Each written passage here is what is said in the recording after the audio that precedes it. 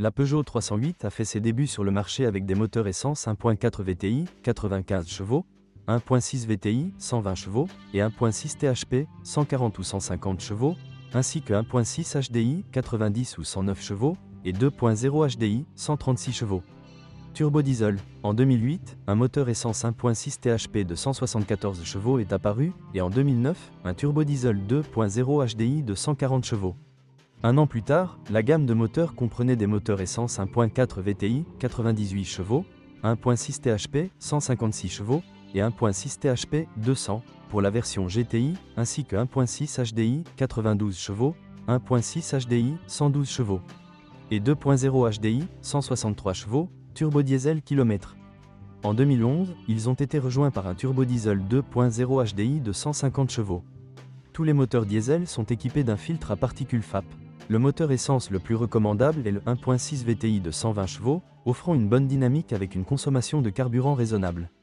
Parmi les turbodiesel, les versions 1.6 HDI d'une puissance de 90-92e, 109-112e de cheval-vapeur ont une bonne réputation, même si les versions 90 et 92 chevaux ne satisferont pas les conducteurs qui conduisent de manière dynamique, et le 2.0 HDI d'une puissance de 136-140e des HP, très vif et en même temps pas trop gourmand en carburant. Les moteurs à essence THP suralimentés sont plus chers à faire fonctionner, en particulier les plus puissants. Leur entretien coûte également plus cher en raison de leur structure plus complexe, injection directe d'essence, turbocompresseur à 2 canaux à double volute, pompe de refroidissement électrique. Les moteurs essence Peugeot 308 sont extrêmement malchanceux en matière de timing. Les versions VTI du début de la production ont un tendeur de chaîne de distribution défectueux, ce qui entraîne un étirement rapide de la chaîne de distribution.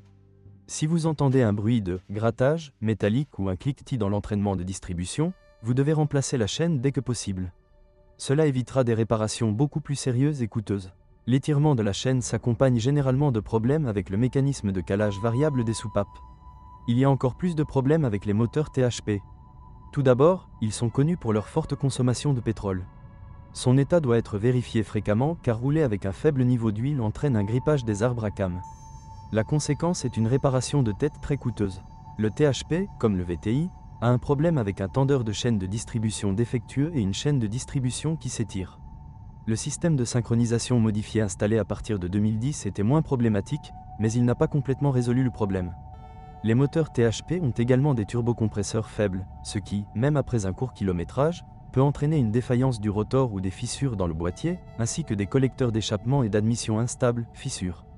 Parfois, l'électronique de contrôle tombe en panne, mais dans ce cas, la mise à jour du logiciel de l'ordinateur de contrôle est généralement utile. Les contrôleurs électroniques échouent également dans les turbodiesel, provoquant une baisse significative de la dynamique. Les versions 1.6 HDI ont également un problème avec les turbocompresseurs, qui grippent en raison du colmatage de la conduite d'huile près de la crépine qui retient les impuretés. La crépine doit être nettoyée fréquemment pour sauvegarder le turbo. Pour se débarrasser définitivement du problème, certaines personnes jettent simplement la passoire. Rien n'indique que cela ait un impact négatif sur le turbocompresseur. Comme tous les turbodiesel dotés d'un filtre à particules, les moteurs HDI de la Peugeot 308 tourmentent leurs utilisateurs et leur portefeuille en obstruant les filtres. Il suffit que la voiture soit utilisée principalement en ville et qu'il n'y ait aucune possibilité de brûler le contenu du filtre, et une visite à l'atelier sera inévitable. Les aléas du système électrique de la 308 ne sont pas rares. Les problèmes concernent le plus souvent la direction assistée électro-hydraulique, l'alarme et le ventilateur du radiateur.